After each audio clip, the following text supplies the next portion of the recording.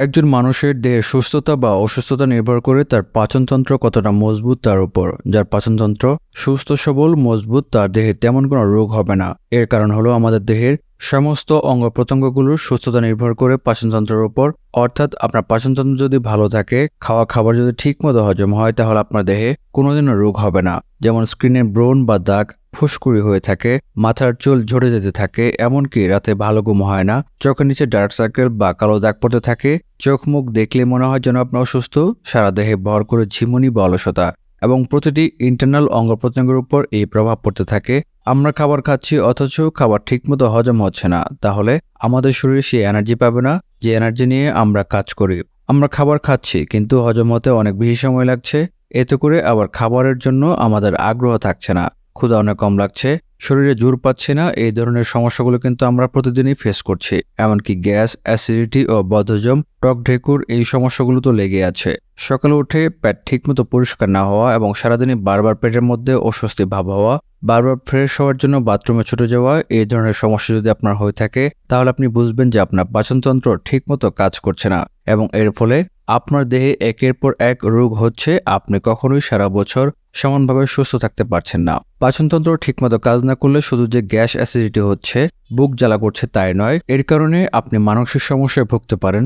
এমনকি অনেক বেশি মানসিক চাপ, টেনশন, স্ট্রেসে পড়তে পারেন, বিষণ্ণতা ভর করতে পারে, হাত পা ব্যথা করতে পারে। কারণ আমাদের যখন পিত্তরোগ বেড়ে যায়, বায়ুরোগ বেড়ে যায়, তখনই বাতরোগ বৃদ্ধি পায়। অর্থাৎ হাতে পায়ে ব্যথা, হাড্ডির মধ্যে ব্যথা, অত্যাধিক মাথা ধরা, সাইনাসের সমস্যা, এই প্রতিটি বিষয় কিন্তু জড়িত আপনার হজম শক্তির সাথে। আজকের বিশেষ ভিডিওতে জানবো কিভাবে আপনার পাচনতন্ত্রকে অনেক বেশি মজবুত করবেন এবং এমন মজবুত হবে যে আপনি যা খান না কেন আপনার সেই খাবার হজম হয়ে যাবে। বন্ধুরা, আজকাল মানুষ শারীরিক পরিশ্রম করতে চায় না, সবসময় বসে বসে কাজ করছে, এমনকি শুয়ে বসে অলসতা দিন কাটাচ্ছে। হয়তো বসে কাজ করছে অথবা খাওয়ার পর বিশ্রাম নিচ্ছে, শুয়ে পড়ছে। সারাদিনই জাঙ্ক ফুড, ফাস্টফুড খাওয়া হচ্ছে। কখনো কখনো অতিরিক্ত তেল দিয়ে রান্না করা খাবার, তেল মশলাযুক্ত ভুনা খাবার, তেলে ভাজা খাবার, কম পানি খাওয়া, বেশি মাত্রার সফট ড্রিঙ্কস বা কোকাকোলা জাতীয় খাবার খাওয়া।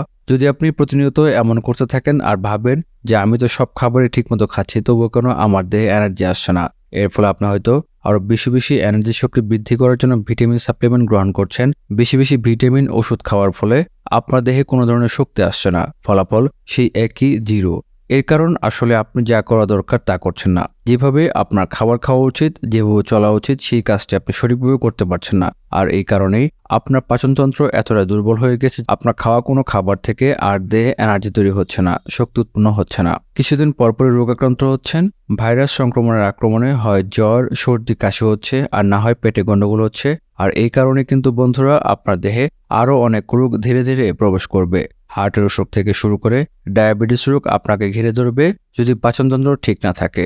কোনো কোনো মানুষ খাবার খাওয়ার পরেও অত্যাধিক রোগা হয়ে যাচ্ছেন। আবার কেউ বলছেন যে আমি তো খুব কম খাবার খাচ্ছি, কিন্তু আমি এত মোটা হয়ে যাচ্ছি কেন, আমার ওজন এত বেশি বৃদ্ধি পাচ্ছে কেন। আবার ওজন বেড়ে যাওয়ার কারণে আপনি যে খুব বেশি শক্তিশালী উঠছেন তাও নয়। অনেক বেশি ওজন কিন্তু আপনি ভেতর ভেতর ঠিক ততটাই দুর্বল। আপনাকে দেখে শক্তিশালী মনে হলো আপনি কোনো কাজে এনার্জি পান না। এর কারণ আপনার পাচনতন্ত্র একদম ঠিক নেই, আপনার খাওয়া খাবার কখনোই ঠিকমতো হজম হয় না।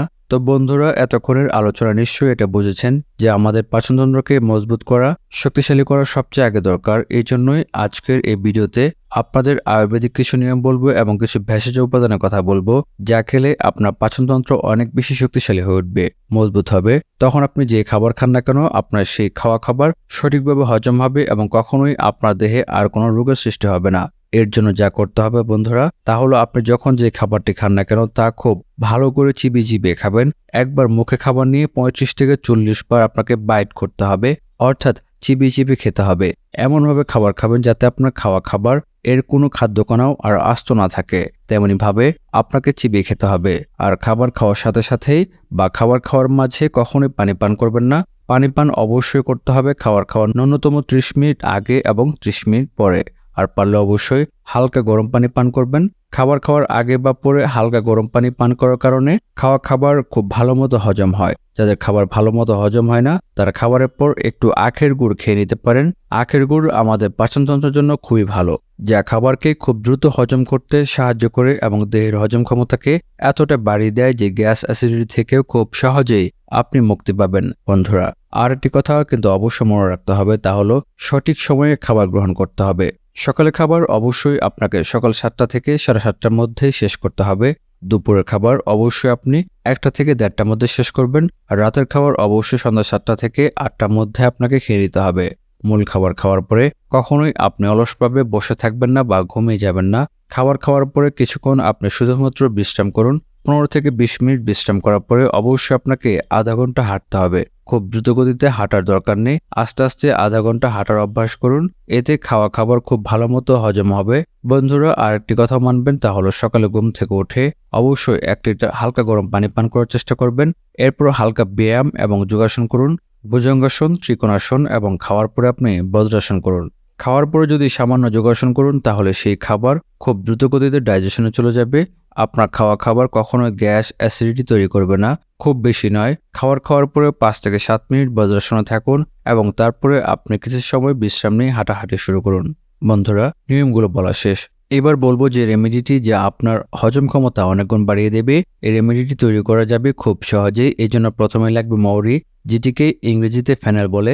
দ্বিতীয় যে জিনিসটি লাগবে তা হলো জিরা, অর্থাৎ মশলা যে জিরা আমরা খেয়ে থাকি সেই জিরা ব্যবহার করতে হবে। তৃতীয় উপাদানটি হলো জোয়ান দানা, জোয়ান বা আজওয়াইন। এই উপাদানটি মশলা দোকানে পেয়ে যাবেন। চতুর্থ যে উপাদানটি লাগছে তা হলো ব্ল্যাক সল্ট বা বিট লবণ। বিট লবণ আপনি যে কোনো মুদি দোকানে পাবেন। এর সবগুলো উপাদানের মধ্যে প্রথম 3টি মশলা আপনাকে নিতে হবে সমান পরিমাণে, অর্থাৎ মৌরি এবং জোয়ান দানা। জিরা আপনাকে সম পরিমাণে নিতে হবে। 50 গ্রাম 50 গ্রাম করে 3টি উপাদান সমান ভাগে নেবেন এবং লবণ নিতে হবে তার অর্ধেক, অর্থাৎ বিট লবণ আপনি 25 গ্রাম ব্যবহার করুন। এই সবগুলো উপাদান একসাথে গুঁড়ো করতে হবে। অবশ্যই উপাদানগুলো ভালো করে ধুয়ে মচমচে করে রোদে শুকিয়ে নেবেন। এরপর এই সবগুলো উপাদান আপনাকে মিক্সার গ্রাইন্ডারে একদম মিহি গুঁড়ো করে নিতে হবে। সবচেয়ে ভালো হয় যদি আপনি হামানদিস্তাতে গুঁড়ো করতে পারেন।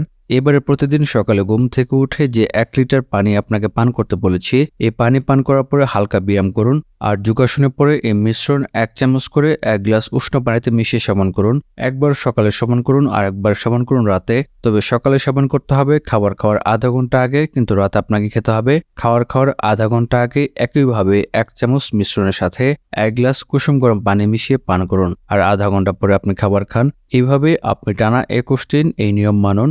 21 দিন পরে আপনি নিজেই বুঝতে পারবেন যে আপনার শরীরে কি কি পরিবর্তন ঘটছে। আর সকল ধরনের ফাস্টফুড, জাঙ্ক ফুড খাওয়া একদম বাদ দিতে হবে। যারা এতদিন হজম সংক্রান্ত জটিলতায় ভুগছিলেন, পাচনতন্ত্রের নানাবিধ রোগের কারণে শরীরে অনেক রোগ বাসা বেঁধেছিল, আশা করি এই ভিডিওটি তাদের উপকারে লাগবে। ভিডিওটি ভালো লাগলে একটি লাইক দিতে ভুলবেন না। আজকের ভিডিওটি অবশ্যই বেশি বেশি শেয়ার করবেন। এমন উপকারী সব ভিডিও পেতে আমাদের চ্যানেলটি সাবস্ক্রাইব করে পাশে থাকা বেল আইকনে প্রেস করে নোটিফিকেশন অন করে দিন। আজকের ভিডিও এ পর্যন্তই। পরবর্তী ভিডিও দেখার আমন্ত্রণ জানিয়ে এখানে শেষ করছি। ভালো থাকবেন, সুস্থ থাকবেন। ধন্যবাদ।